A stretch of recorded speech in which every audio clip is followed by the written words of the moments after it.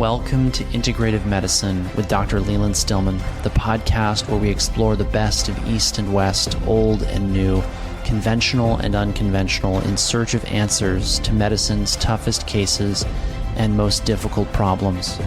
This podcast is for informational purposes only. Diagnostics and therapeutics discussed on this podcast may or may not be right for you. So talk to a qualified practitioner before taking action based on what you learn here. If you'd like to become a patient at my practice, go to stillmanmd.com to schedule a complimentary discovery call.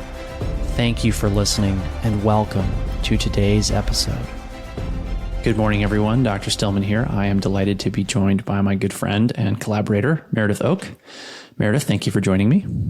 Dr. Stillman, thank you for starting a podcast. I think this is wonderful, so and I'm happy to be here. So glad to hear it. Meredith is the founder of the Quantum Biology Collective and the host of the Quantum Biology Collective podcast. She is a new paradigm business coach that's launching this Friday. It's early March, so it'll be ready by the time you're listening to this. And Meredith, you were a successful executive coach and mom, and then you had a health crisis. And now you have a remarkable story of hope and healing, which is what we're here to talk about on this episode of Stories of Hope, Stories of Healing. So Meredith, I'd like to start by asking everyone who they are and where they're from. So my name is Meredith Oke. I am from Toronto, Canada. Spent most of my childhood there and have also lived in Asia and Europe and on the west coast of the US, the east coast, spent a year in the south and a year in the Midwest. So I have I really love America because I feel like I've really gotten to know it and people from all the different places. But I also have lived in lots of other places and I'm not American, so I don't really know where I'm from anymore. You're a citizen of the world, perhaps. But currently living in New York State, about an hour north of Manhattan. And you were a busy executive coach and mother, and then you had a health crisis. Tell us about it. Yeah, so we were living overseas, and where? At the time when this all went down, we were living in Hong Kong.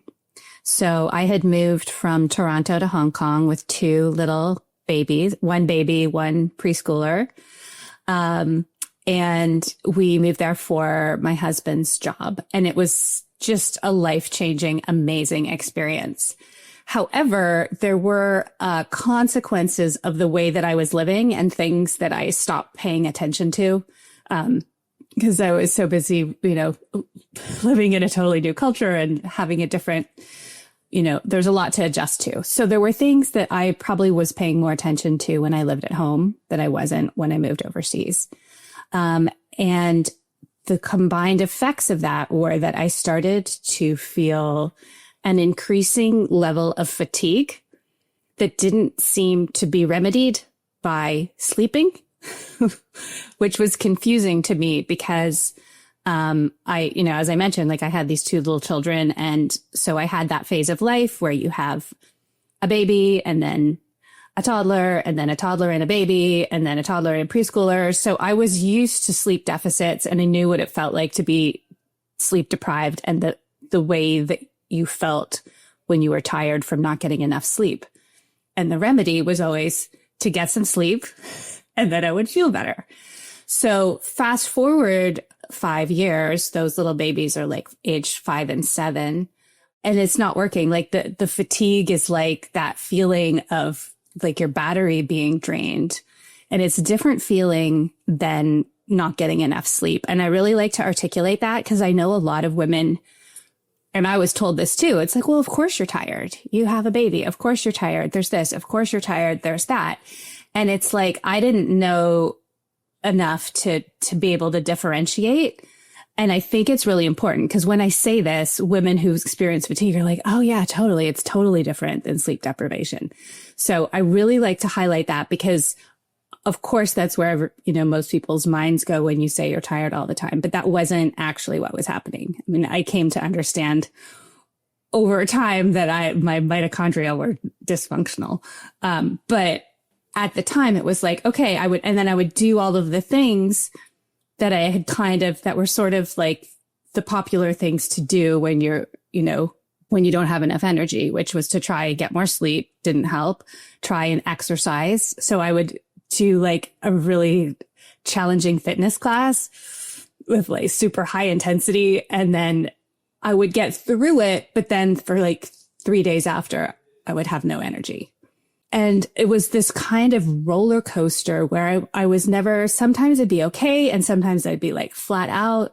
And then I decided to have a third baby, which was like the best decision of my life. However, when you have what I learned later was probably a form of chronic fatigue, and then you get pregnant and then you don't change any of the things that are causing the chronic fatigue, the crash is significant. So I recall like when Twyla was a newborn, like I remember walking down the street and using all my willpower just to get one foot in front of the other. I was like, the fatigue was so extreme, and I was trying to get to, I think, a doctor's appointment actually. And I was like, okay, just take one more step. Okay, one more step. And like, that's how tired I was, for no discernible reason that I could find at that time. How did this impact your life? You know, it impacts in all kinds of ways, right? Like it impacts your relationships because you're just like zoned out. It impacts your self-esteem because you feel, you know, you kind of feel like, and I know a lot of us feel like this, is like, what am I doing wrong? Like, what's wrong with me?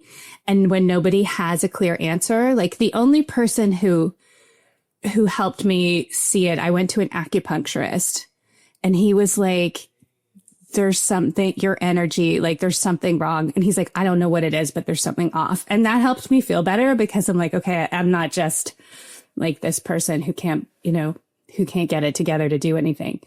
You know, you have to give up a lot. Like when you don't have enough energy to do your day, you have to start sacrificing things that are important to you. You know, like I needed like 10 hours of sleep. So that's a lot, you know, I mean, I still like 9, but still that extra hour, you know, like 8 or 9, but to like organize your life to get that much sleep and then still wake up feeling tired, it's demoralizing. And then I kind of refused to give in. I'm a little stubborn. So I would do things like I would go on a ski trip with a toddler and 2 children and ski every day for 5 days. And come back and like literally had no energy for a week. Like I would have to sort of lie down on the couch. I perfected this technique that I made up where I would set my timer for 5 minutes and lie down on the couch and just let my body shut down for 5 minutes and then get back up. So then that would give me a couple more hours before I needed to do it again. This obviously caused significant distress. When did you start to seek help? So I was seeking help kind of throughout, but it was especially in the beginning. It's one of those things where like, you know, my OB ran all my labs and was like, your labs are fine. Okay, thanks. I feel terrible, but okay. And then I went to a woman who did a lot with like food and supplements, and she gave me some treatments for you know, a potential parasite and things like that. And that helped. That really helped. Then we moved again, and this time we moved to France, and I didn't really know how to, you know, France is a bit weird. And so I didn't really seek any help. I just like dealt with it myself. And it would like kind of come and go. And I didn't, you know, when we did move to France, I started to feel better. In Hong Kong, we lived in a high rise. It's like really, really hot and humid there. So you always have your windows shut. You always have lights on. You always have, you know, you have all your routers and all your stuff. And like there was a lot of seed oils. I think I even had seed oils in my kitchen, which I'd never had before because it was just part of the culture there. Like that's just what people cook with. And I didn't really think about it. So many things.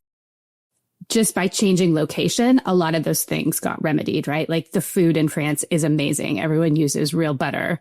We were living in a house on the ground.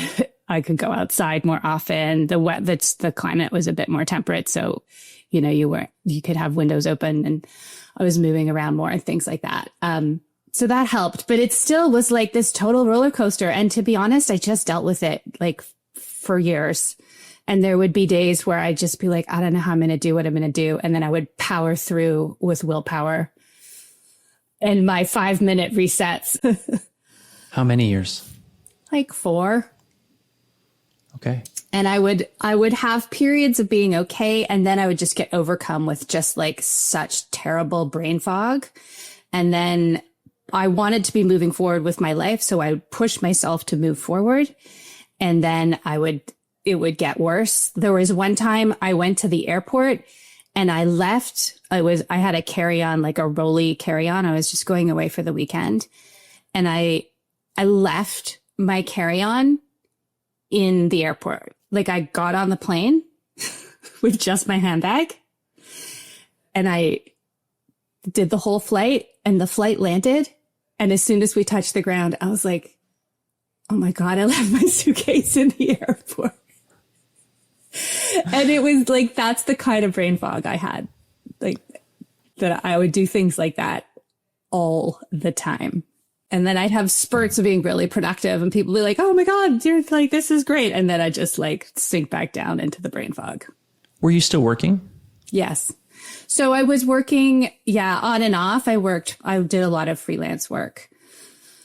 But there was a period in there where, I had a full-time job doing, career coaching at an international, business school.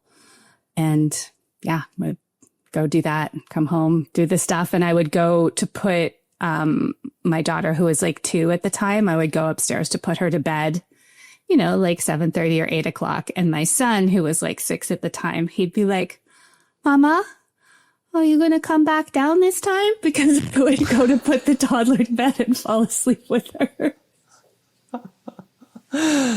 That's precious. Yeah. That's when I was like, oh gosh, I'm really missing out on some stuff with this. And what happened next? Basically I hit the wall. And I had this moment where I was in my kitchen and I'd ordered a spiralizer to turn zucchini into spaghetti. Cause I'm like, okay, it's the food. Everyone says it's the food. And I was like, what year was this? This was 2017 or 18. Food was very much in vogue then. Not that it isn't now, but boy, is there a lot more that we have popularized and brought into more of the mainstream consciousness, and increasingly so. Yes. And you're so right. At that point and keto was really big, and keto was great. I'm not knocking keto. I know that I've seen so many studies on its benefits for lots and lots of different things, but it doesn't fix chronic fatigue on its own anyway. So I was sitting with the spiralizer, and I don't really enjoy like micromanaging food. Like I don't enjoy micromanaging anything. I have like a soft form of ADD. I'm a very big picture person. I like to see the vision. I like to see like what's going on. So to like sit there and measure things and get all wrapped up and like being keto in France also sucks. Like the bread there is so good. So like I'm sitting with the spiralizer, and all the keto mommy bloggers are like, it's like spaghetti. Your kids will love it. I'm like, they will not love it. They don't want this. They will not eat it. I don't want to make it. This was just my personal tipping point. Everyone has a different one, right? And I'm like sitting with this like plastic box to turn my zucchini into spaghetti. And I'm like, I don't want to do this. And what is happening? And I can't get through my day. Like I can't, like, what is this? I refuse to accept this as the rest of my life. And also like I've done all the things. So I had a moment in my kitchen. I'm like, I know, like there's one thing I know from being a coach, from having, a spiritual life, is that there's always a solution. I just haven't found it yet. There's always something else out there. It's never the end, but it felt like the end. So I'm like, okay, it feels like the end, but I know it's not. I feel like I've tried all the things, but I know there must be something else. And I just like got quiet, and I'm like, okay, higher power, show me, give me a clue, give me something to work with. 'Cause like, I'm done.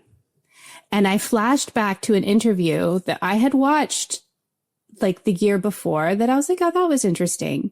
And it was about the importance of light, circadian rhythms, sunrise, the dangers of blue light at night. And I was like, I just had this memory of that interview. So I went back and I watched it again and I was like, oh, I'm doing all of the bad things. Like I was reading before bed on my iPad. And so that led me down a rabbit hole because, like I'm not saying circadian rhythms cure everything, but it's pretty foundational. And if you've got that screwed up, it's really hard to feel better, right? Like we now know this. Absolutely. Nobody knew that. And that I'm starting to understand that then led me to understand the idea of of mitochondrial dysfunction, which is like, for the layperson, like my battery couldn't hold a charge. And that idea was the beginning of being able to truly understand how to move forward and find people like you who understood that. Right. But I didn't even know what kind of doctor to look for because I didn't even really understand what was going on. And so that moment really opened things up for me. And it was still, to get my full energy back was still a couple of years, but I saw progress and I felt like I had something that could explain and help me. What year was this? That was 2018. So this really started in when? 2012? 2012, yeah. Okay. And then it was off and on, up and down, varied based on location. Did you ever put together that it varied based on the location? Mostly in hindsight, a little bit. Yes. Like I did notice that I just felt better, like living closer to the ground and not living like we lived on the 28th floor. Like, and as I said, the way the climate is, you have your aircon on all the time. So everything's sealed up. So you're sort of sealed up in this super high box. And I did definitely notice a difference when we moved, but it didn't, gave me some clues, but I still didn't really understand what was going on or why, because it was so uneven. Although remarkably, Hong Kong actually has I think a pretty long life expectancy. I don't know what it is off the top of my head, but I've heard that. So here's what's interesting. It's funny you mentioned that. When we first arrived there, you arrive and you're like completely jet lagged because it's a 12-hour time difference. So we were out walking around. We stayed we didn't live right in the main part of the city. But we stayed in a hotel there when we first arrived and we were out walking around and everybody over 50 is out in a park doing Tai Chi at sunrise. They do eat a lot of local food. It has seed oils in it, but yeah, there are certain practices in there, right? Like, and you go to the parks and all of the parks have this equipment for old people to move. Like not like weightlifting, but just like little things to like cycle your arms or make your legs go. And it's all outside. And it's a totally normal, habitual thing to do for Hong Kong Chinese to do those practices. So yeah, it's super interesting. You said something very important. You said that based on your background in coaching, you knew that you hadn't tried all the things, even though it felt like you had. And there had to be a way, even though you didn't know what it was. Yes. Tell me more about how your experience with coaching gave you that perspective. So I think that for whatever reason, our minds get trained, whether it's, through education systems, through our culture, our minds get trained to narrow in on really specific things and feel like that's the end of the story. And previous to becoming a coach, I had like some personal experiences where, to be totally honest, I don't think I've ever talked about this on a podcast, but like my life, like it went off the rails, like in a very significantly bad way. And I needed to find a way back, and finding a way back from that kind of bottom, right? Like I had to let go of a lot of habitual ways of seeing the world. And I had to trust that something else was possible, even though it didn't feel like that was true at all. So once you start to trust that something else might be possible, other things become possible. And then I spent time with other people who were on that same journey. And it just became very clear to me that there's, I saw with my own eyes, I experienced it with in my own life. I had people around me experiencing the same thing. Like the idea that there's an end is never true. All we need to do is to find the curiosity or the hope or the, whatever. I feel like God will use whatever is in you to move you forward. Like for me, I was like a huge people pleaser and I really worried what people thought about me. So I was like, I can't have my life fall apart. It looks bad. And I'm not like that anymore, but my higher power used that quality in me to get the help I needed. So there's, whatever the motivation is, there's always a path that just might not be clear. And so when I became a coach, it's like, that's sort of for me, the foundation of the coaching, right? Like, I don't know what my client's path is, but they do. They just need some help getting this stuff out of the way to see it. Absolutely. And that is actually how the reticular activating system works. When you tell it there's a way and you can do it, it starts to notice the things in your environment that will create or open that way. And that is why the first thing I look for in people's language as a physician is, a language of personal empowerment, sovereignty, possibility. Do they use disabling hypnotic language? I have chronic Lyme disease. I have chronic fatigue syndrome. I am a diabetic. And it's funny, Amy and I, in her episode that's going to be coming out next week, we sort of joked about the fact that she, recovering from multiple sclerosis, which is in full remission, as we talk about in her episode, part 1 and part 2, she sort of gaslit her way to wellness, saying, I am healthy, I am well, even when she's got raging multiple sclerosis symptoms.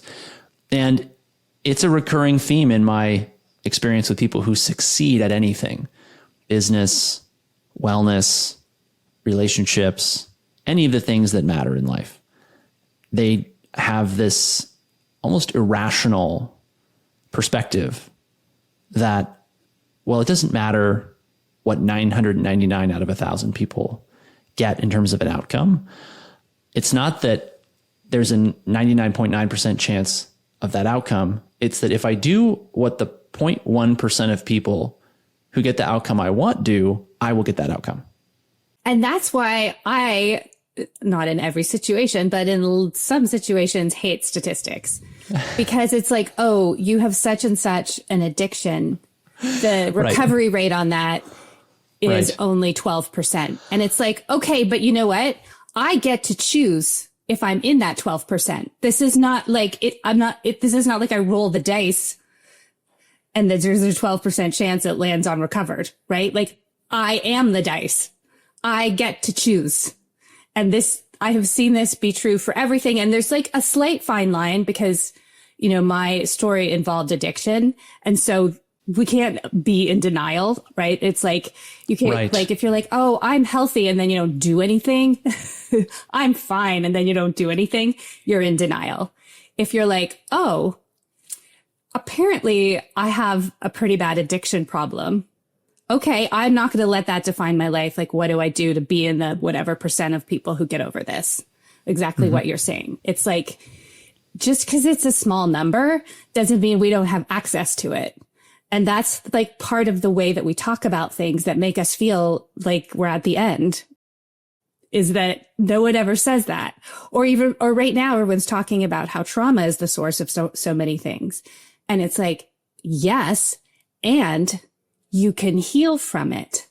But like, if you don't add that, and it just feels like, well, I had this trauma, I guess I'm screwed for life. Right. So yes, I'm totally on board with this approach. I'm very fond of quoting Han Solo, who says, I think multiple times, to C-3PO, who's always quoting him the statistics. He just says, never tell me the odds. Yeah.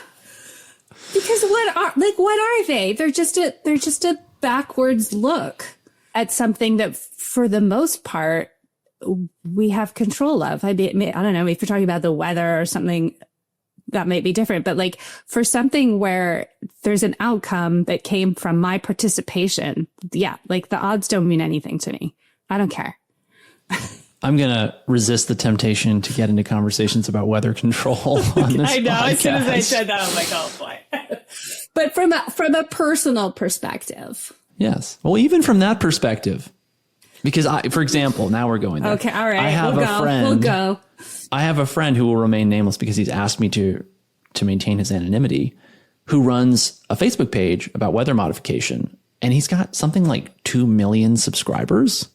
And he just decided to do something. Yes. And that's what I think is so cool about the internet and social media. Yeah. It creates this opportunity. If you really believe, if you really are inspired, and if you're consistent and you chase it, and same thing with your wellness, you can do these amazing things. And so on that note, back to your story, you had this perspective, and then you started to seek guidance from someone who knew more about it than you, who knew, all these things. What happened then?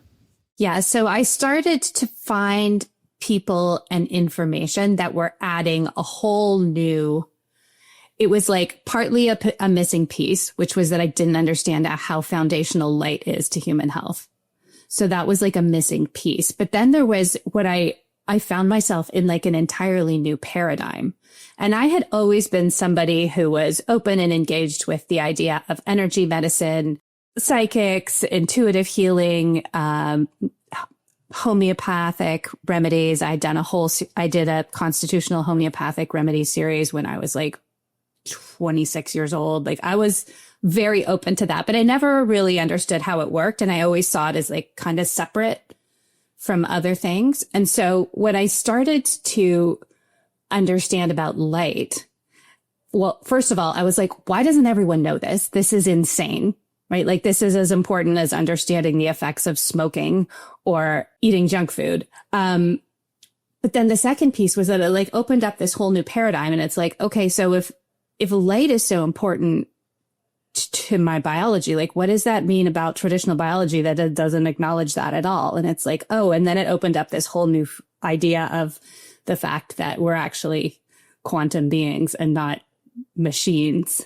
And then I'm like, oh, and that's why the homeopathy. Oh, and that's why the acupuncture. Oh, and that's why the meditation. Oh, and that's why cleaning up trauma has like makes me feel better physically, right? Like, and it all started to come together. And so that having that framework and hearing people talk about it and learning about it, that was in itself deeply healing because it was like, oh, right. It was the opposite. Like when, I was really in the bottom, it was like, I would describe it as kind of like looking at life through a straw. Like that was kind of the extent of my aperture. It was like, all I can see is through this tiny little lens, and what I see is terrible. And then as you recover, like your aperture widens. And so I felt like when I engaged with this concept of light and then even and circadian rhythm, and then even underneath that quantum biology, it was like my aperture widened so much. And it was extremely freeing and fun. Also very annoying because I'm an English major and there's a lot of science. And I'm like, what is this? Can someone just tell me what to do? So then I was excited to find a doctor that could, which was you. Let's talk about that before we get into that. Mm-hmm. So it sounds like you were gathering information. You were hearing a lot of science. You were hearing a lot of theory, and I look at this in a quadrant that I actually like to talk to patients about. So there's the problem, which gets you aware of, concepts and looking for information because you want to solve it. Then there's the philosophy of solving the problem or looking at the problem. And there's the details. And so if we're and then the fourth quadrant, I need to wrap that up, is the solution. So what's interesting about it is a lot of the info out there lives in 3 of those quadrants. like I'm going to use chronic fatigue as an example because it's the diagnosis you were handed. So the problem is I'm tired all the time. The philosophy is, well, the body makes energy out of this and that and the other thing. And so you need all these different things in different quantities and different times in order to make the energy that makes you feel energetic, right? And normal and be able to function, right? And then there's the details of like, well, here's the milligrams and the doses, and here this enzyme is called this, and it lives in this cell, and it does this thing, and it plays in this interaction with this thing and this other thing over here. And people get totally lost in these three quadrants. And I find that 90% of the infotainment out there, podcasts, articles, webinars, et cetera, is guilty of just living in these three, and they will move over to the solutions piece, sometimes and occasionally. And what I find really interesting about it is a lot of the people who have the most traction, the loudest voice, the biggest platform, they get there by just living in those three quadrants. And when you ask them for solutions to people's problems, they have almost nothing to offer, which is very frustrating. As a consumer, a patient, I have to tell you, it's also frustrating as a clinician. And part of why I wanted to create this podcast is that I just see clinicians talking about the problem and the philosophy and the details. And I'm as passionate about all that as anyone. But I really have to say, after 10 years of practicing and 20 years in integrative natural functional medicine, whatever you want to brand it as, I really care most about zeroing in on the solutions and providing them efficiently and effectively. And I'm happy to wax eloquent about the problem, the philosophy, and the details later. But if we're not going to get people better now, I'm just not that interested. And I find that really amazing about the info space. Yes. And that was where I was lost. And I'm like, okay, like I understand all of these new concepts now. So what do I do? Right. And no one could give me an answer. So I'm a little extreme. So I started an organization to teach people this stuff so they could just go and help people with practical solutions.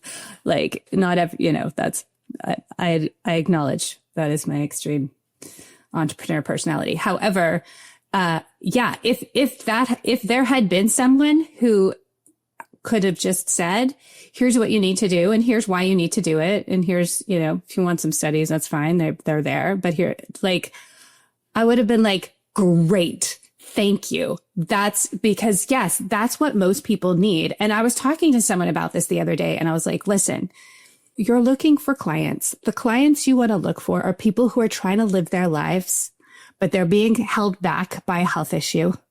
And they need someone to help them continue it so they continue to live their lives. Don't go after the people whose whole life is learning about wellness on podcasts. Because that's a different person. Right. It's true. And that's a fine path. I love it. I think most people who listen to my podcast are in that path. It's wonderful, but it's like you can get lost in there if it's just a continuous philosophical conversation or, it's this supplement. And I remember you on one of the Q&As on the certification, someone was like, I was listening to a podcast and talking about this supplement and they said this. And you were like, listen, podcasts are sponsored by supplement companies. There's always going to be a new supplement. She was like, oh, okay. So let's talk about next. You started looking for practitioners, and I'm actually quite curious. You really felt like it was just there was no one out there? There was no one out there. If you wanted someone who understood how to get into the weeds of your situation and not just give, like you were saying, not just like give you the high level stuff, which is great, right? But it's like, okay, now I understand the high level stuff. I need someone to get into the weeds of what is specifically going on with me. Because, and unless it's just like you're going from pretty good to great, like I've seen people do that on their own, but I don't see people who like have some kind of longer term health issue. Like they tend to, you need help from somebody most of the time. And I couldn't find anyone who both understood the quadrants you were talking about and had a practice where they could like get into my specific situation and figure out what I, Meredith, needed to do, not just the big picture stuff. Now, at the same time, when you first developed this illness, the functional medicine movement was well underway. They were training so many practitioners. The space was exploding in terms of popularity. It has continued to grow very much as an industry. Why not go to the functional medicine doctor down the street, or the integrative health practitioner, or the natural, or the holistic, or the environmental? There's so many people doing natural and integrative medicine, which is what I tend to call it privately, or I guess now publicly on this podcast. Anyway, there's so many people doing it. Why didn't you think, well, these people can help me? I tried. I didn't get better. What did you try? So I did the food, I did the supplements, I did the acupuncture, I did the meditation, I did all of the things, but I didn't do it with someone who saw the whole picture, right? Like they had their piece, and their piece was helpful, but not in isolation. And so even a lot of the natural health people, right? Like they still look at you as kind of a machine. And it's like, okay, you're deficient in this and you have this, I'm going to give you, right? Like, oh, you don't have energy, I'm going to give you this supplement for energy. And it's like, okay, but if my battery's not operating, like what's the point of that? And I hear you, like I supplements are definitely useful, but that paradigm you're talking about in the 20 teens, like that was the paradigm, right? Like there's a supplement for everything, and it's food and supplement, food and supplement, food and supplement. Like that was that. And your approach is not like that, right? Like your approach is like, yes, I use supplements for a specific reason, for a specific amount of time until your body comes back online to be able to do what it needs to do. And I didn't find that. Like I didn't find anyone who had that way of looking at it that fit all the pieces together. I'm not saying they didn't exist. Maybe they did. But it's like once you go down the light rabbit hole and then you go to someone who's like, yeah, I guess, I mean, you want to watch this, you want to go outside in the morning? Sure, that's fine. Like won't hurt. I'm like, no, I need you to understand how important that is. And that person in 2019, the late 20 teens, like that person, I don't know. They weren't there. They're there now. There are more of them there now. I had the same experience looking for a mentor. Yes. That's a whole nother story. And it was why I couldn't, I never did anything. I did very little integrative medicine training with the big groups that were operating when I got out of residency. And it was a very interesting experience. I went to their conferences excited to finally be able to afford the time and the money now that I was no longer a resident making, $54,000 a year and working 12 days on, 2 days off in a hospital where you don't even have time to go to a conference, even if you want to spend the money. I would go to these conferences, and I'll actually never forget this. I was talking to a leading national mold expert, and he's talking about all these supplements and how he gets his mold patients better with this and that and the other thing. And it's kind of a dismal, well, you've got to take all these supplements. You have to take all these binders, and you have to take them at the right time. You've got to take them away from the supplements, and you can't eat this and you can't eat that. And you have to do this and you have to do that. It's going to take 2 years. And that's if you're lucky. And you've got to do quarterly lab testing, and they're going to be hundreds of dollars. I'm like, oh my gosh, it's exhausting just listening to you. And I'd been learning about light and things like that. And I just said to him, hey, do you do any counseling to your patients about circadian rhythms, light therapy, EMF? Because all of the symptoms of mold toxicity are, newsflash, also potential symptoms of EMF toxicity or toxic artificial light exposure and circadian dysrhythmias. And he just had this sort of blank, like, no, what is that? And I'm like, you have all the time and money in the world. You're 20 or 30 years ahead of me in your career, and you haven't even bothered to learn how light, one of the fundamental forces of the physical universe we live in, affects biology and health. What is wrong with you? Why do you not view this as maybe a very important thing that you should know at least something about, right? That was how I felt as a clinician in this paradigm of all these, and I love them to pieces. They're my friends, they're my colleagues. But I had this kind of love-hate relationship with a lot of them because they just get so focused on whatever their thing is, right? And there's a beauty to that, because if I need someone who has injected 10,000 prostates with ozone, I thank goodness that they've done it 10,000 times and they know how to do it without puncturing someone's bladder, right? But at the same time, I don't need that every day.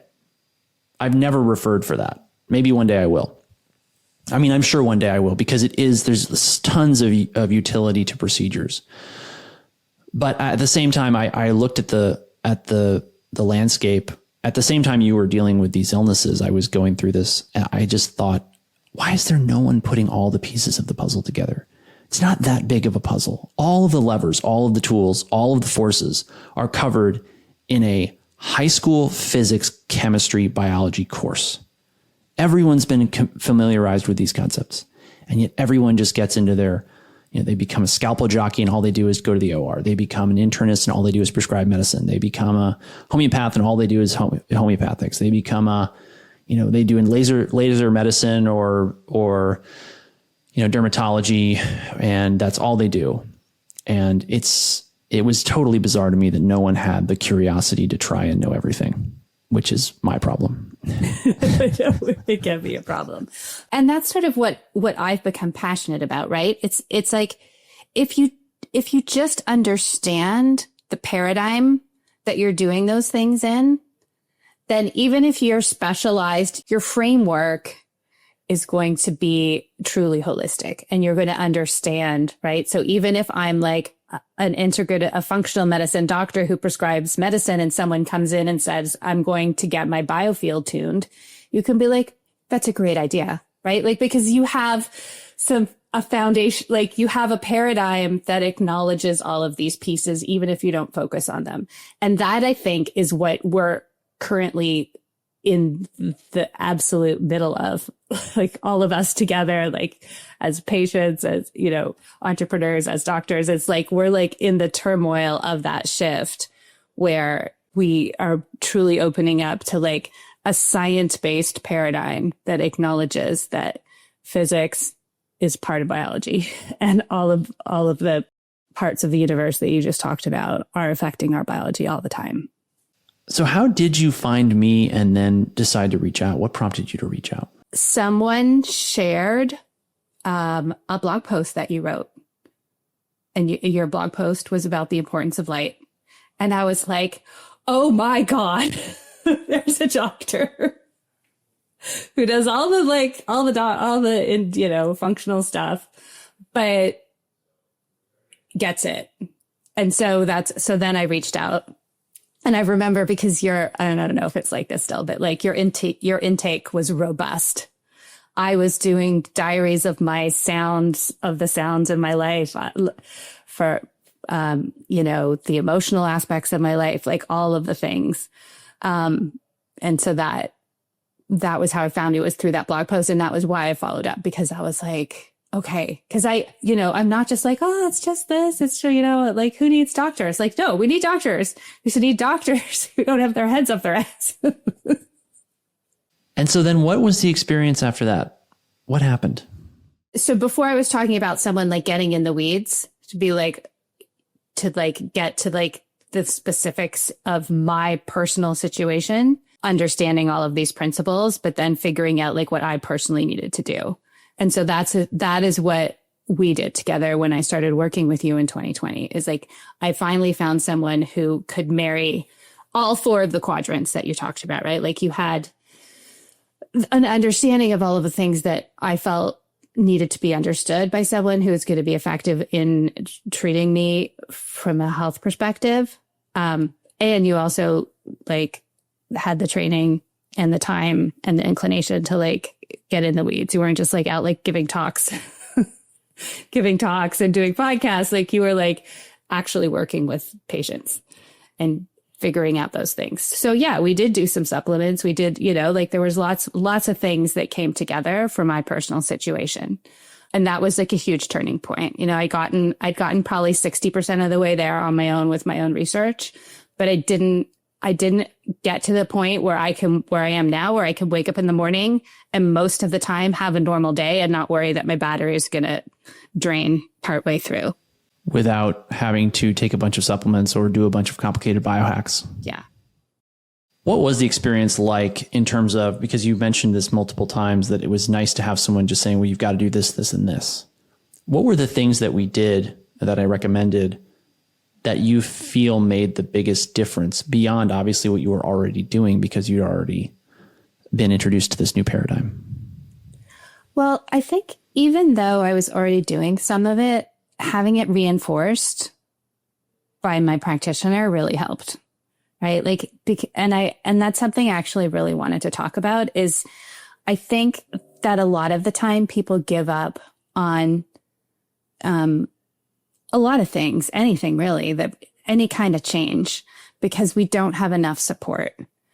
And if you're doing stuff that no one in your life is doing and you don't have somebody who connected to you, who's explicitly there to support you through that, it's really, really hard. So that I think was a key piece of it. And I think that that's key for anybody making any kind of change, whether you're trying to learn a new language or recover from an addiction or recover from a health situation or, homeschool your children. I don't do that, right? But like, it's very hard to do things alone that are going against the grain of what's around you. And so that support and just knowing like, I have someone I trust who knows what's going on with me. If they're going to ask me to do something, I'm going to do it. And they're also helping me to trust myself. You mentioned that taking supplements previously with practitioners failed. Did you ever have the experience of looking at your supplement cabinet and thinking, I have an overwhelming number of things to take. This is ridiculous and I should stop? Yeah. Okay. Yeah. What was it like working with me? So that was my other experience with supplements, right? Is like people will be like, okay, take this and do that. And I'd be like, why? For how long? What? And no one would ever really answer. They'd be like, well, we did all these tests and you need all these things. Whereas with it was like, okay, you need to take this for 3 months and then we're going to check again and probably you won't need it anymore, right? Like it was for a specific reason to help my body do a specific thing that it wasn't currently doing without help. And then the goal was to not need it anymore. Whereas before I felt like it was like going on lifetime medication, but with natural stuff.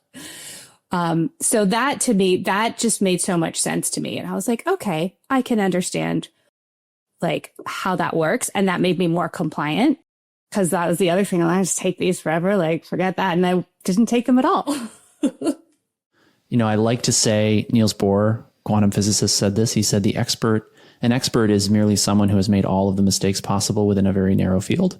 So I too have had the experience of a practitioner saying, well, you got to take this and you got to take that. And you got to take there's a long list of things. And the next thing you know, you're like, I need to check a bag just for my supplements. Am I doing something wrong? Yeah.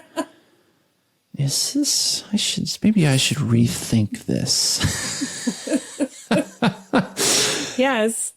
And then I went to the other extreme, which was I can eat anything I want because it's all about light and energy and I can not take any supplements and I'll be fine. And, now I'm in this happy medium where, and I love what you said. You said the goal was for you to not need the supplements anymore. And that reminds me of my favorite quote by Hippocrates: the greatest medicine of all is teaching people how not to need it. I hope we can do a part 2 because we only are up to 2020. We're only up to 2020. Yeah. And there's so many things. I mean, there's, like a whole new level of phototherapy that has changed my life. Removed brain fog I didn't even know I had. I'm like, what? I can't wait to talk about it on part 2. It's going to be good. All right, Meredith, thank you for joining me. And we will get part 2 scheduled. Thank you everyone for joining us today. We hope you look forward to part 2 as much as we do.